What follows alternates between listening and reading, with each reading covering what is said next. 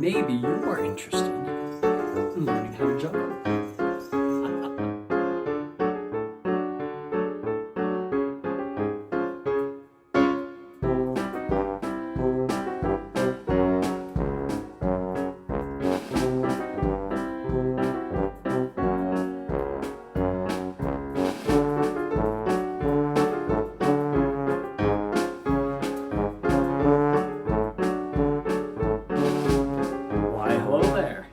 TJ Shimeld, and today we're going to be talking about juggling. So when I perform, a lot of people are very interested to know, how do you juggle? It takes a lot of practice, I won't lie to you, but today we're going to go over the basics of juggling and how you can start at home. These are actual professional juggling balls. You know, they're squishy, so when they drop, they kind of sit there and they won't roll away. A lot of times too, you can use tennis balls that have been weighted. You can kind of like inject water into them, or like bean bags or something like that are the easiest to start off with. So the basics, forgetting about these, you need to first begin with an invisible box. Do you have an invisible box? Well, you see, most people don't have them on them, but what's great about an invisible box is they're laying around everywhere, so you just find one, pick it up, and these are very special invisible boxes because they can expand and they can contract and they can go up and they can go down. So we're going to expand our invisible box out if we hold our arms right where they bend at the elbow. That's going to be at the bottom of our box, and we're going to stretch it up to eye level, and that's where we're going to juggle within this box. And so what we're going to do is what I like to call rainbow arcs. If you pretend there's a ball in one hand, and I always recommend starting with the hand that you're more dominant in, that you're right with and stuff. So I'm right-handed, so I'm going to start with my right hand. And pretending there's a ball in the right hand, I'm going to throw it up, watch the invisible ball hit the top of the box, and land in the other hand. So I'm holding the corners up and down, up and down, up and down. Now I shouldn't be doing this alone. You've got to help out, get your invisible box. Stand up, grab that invisible ball, up, down, and down. Perfect. Now we will add a ball in there. And again, you're picturing that invisible box. Up, it hits the middle and down. Up, hits the middle and down. Now, you might find if that's going a little bit too fast, what's great about an invisible box is they can expand up. So, bring that invisible box up higher, maybe to the top of your head or even higher. So if you need to do a bigger throw right now, that's okay. Now, you might notice I'm sort of looking at you. Watch the ball, keep your eye on the ball as it's going up. It takes a lot of practice to get to the point where you can just juggle, not have to watch the ball. So that's one. To add the second ball. Now watch closely with the second ball. Again, you're going to hold your invisible box in each corner, so do this with me. One ball in each hand. So you're going to start again with the dominant hand. When that ball comes up and hits the top of the box.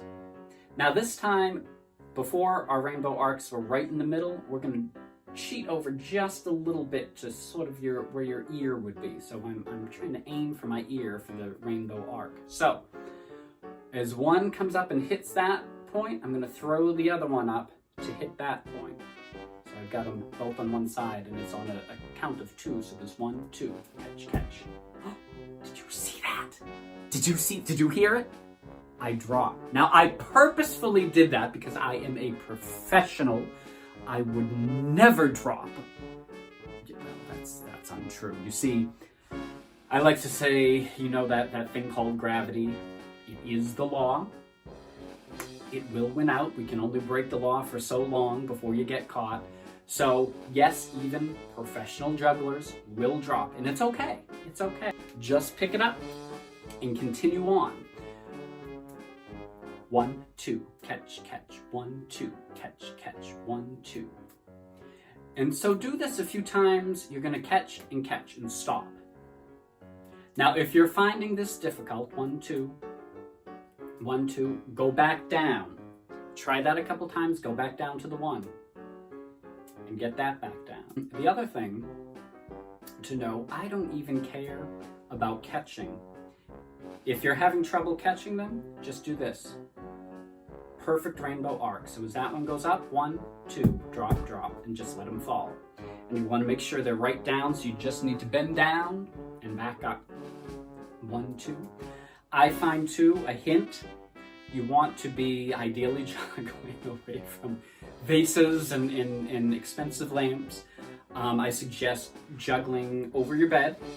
I did that in college, spent a lot of time there just standing over my bed, learning how to juggle. That's what I used my degree for, you know, my time. So it would just drop on the bed and I didn't have to bend over and chase them around and all of that, that they would just be right there. So 1, 2, drop, drop. Doesn't matter. I'm more worried right now just making sure you're getting the arcs in. Now, if you can juggle 2, you can juggle 3. Now, this is the point where your brain starts going nuts and thinking it's impossible. It's not possible. If you watch, as I'm juggling, if I can slow it down a little bit, you notice there's always 1 ball in my hand and 2 balls in the air. So if you can do the 2, you can do 3 because you're always just holding on to 1 ball. So the pattern is this, and this is the regular cascade pattern, as they call it. So again, you're going to start with 2 balls in your dominant hand. And I'm holding 1 in the palm of my hand with my thumb and my pinky finger, holding onto that, and the other 3 are kind of cradling that ball there. And so the 3 that are cradling, that's going to be the first throw. So again, I'm throwing up so it hits the, well, I'm not throwing up, but you understand. You throw the ball so it hits the top. As that's coming down, it's forcing this ball in my left hand out. So that goes up. And then when that hits the top, as that one's coming down, the last ball is going up to that corner and I catch. So I'm reversing the positions from here to here. So it's 1, 2, 3, catch, catch, catch, and that's it. Now, you're gonna try this. Inside the box, you may at this point want to expand your box up to give you a little more time. 1, 2, 3, catch, catch, catch.